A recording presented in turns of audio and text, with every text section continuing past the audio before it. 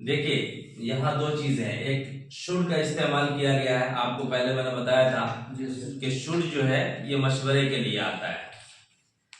अब इसको यूज करने का क्या तरीका है कि शुड के बाद वर्ब की फर्स्ट फॉर्म आ रही है। तो मैंने बताया था कि शुड के बाद वर्ब की फर्स्ट फॉर्म आएगी, मतलब होगा मुझे खाना चाहिए। यू शुड गो, तुम्हें जाना चाहिए। ही शुड कम, उसे आना चाहिए। तो ये तो प्रेजेंट में हो गया। लेकिन शुड के बाद हैव लाइए, और हैव के बाद वर्ब की थर्ड फॉर्म है। इसमें फर्स्ट फॉर्म है, इसमें शुड के बाद वर्ब की फर्स्ट फॉर्म, और इसमें शुड के बाद हैव और हैव के बाद वर्ब की थर्ड फॉर्म है। तो should plus have plus third form अगर आ जाए तो मतलब होगा मुझे खाना चाहिए था। समझ में आ गया? तो अब आपको यही ध्यान देना है कि सिर्फ चाहिए अगर कहना है कि तुम्हें ऐसा करना चाहिए, तुम्हें बोलना चाहिए, उसे आना चाहिए, उसे जाना चाहिए, तो आप क्या लाएंगे? शुड के बाद वर्ब की फर्स्ट फॉर्म। और अगर कहना हो कि चाहिए था, तुम्हें बताना चाहिए था, मुझे आना चाहिए था, तुम्हें बोलना चाहिए था, तो शुड के बाद है और हैव के बाद वर्ब की थर्ड फॉर्म। जैसे मिसाल के तौर पर स्पीक के माने बोलना और थर्ड फॉर्म है स्पोकन। तो अब बनाइए तुम्हें बोलना चाहिए, you should speak, you should speak. अब बोलिए तुम्हें बोलना चाहिए था, you should have spoken. Tell के माने बताना और थर्ड फॉर्म है टोल्ड।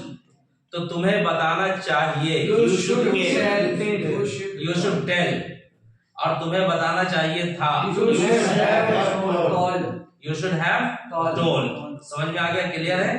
कोई दिक्कत तो नहीं है? अब देखिए यहां पर आप जो है ना, अब एक चीज शुड को हटा करके आप यहां डाल दीजिए कुड, और यहां पे डाल दीजिए कुड। तो आई कुड ईट। कुड के बाद अगर वर्ब की फर्स्ट फॉर्म आ रही है तो इसका मतलब होगा मैं खा सका। क्या? मैं खा सका। और कुड के बाद हैव प्लस थर्ड फॉर्म आ जाए तो मतलब होगा मैं खा सकता था। दोनों में फर्क क्या है? दोनों में फर्क ये है कि मेरे अंदर खाने की सलाहियत थी और मैंने खाने का काम कर लिया, आई कुड ईट, मैं खा सका, या ये कह लीजिए किसी भी तरीके से खा सका मैं। ठीक है?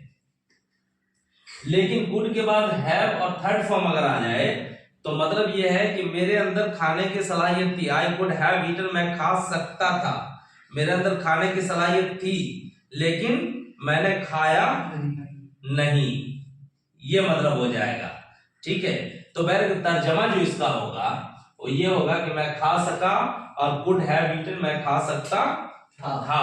तो रीड और रेड, बोलिए मैं पढ़ सका, आई कुड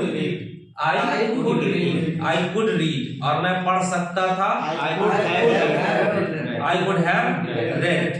स्पीक और स्पोकन, मैं बोल सका, आई कुड स्पीक, और मैं बोल सकता था, आई कुड हैव स्पोकन। गो और गॉन, मैं जा सका, आई कुड गो, और मैं जा सकता था, I could have gone. Clear हो गया? अब उसके बाद यहां कुड को भी हटा दीजिए और आप लगाइए वुड।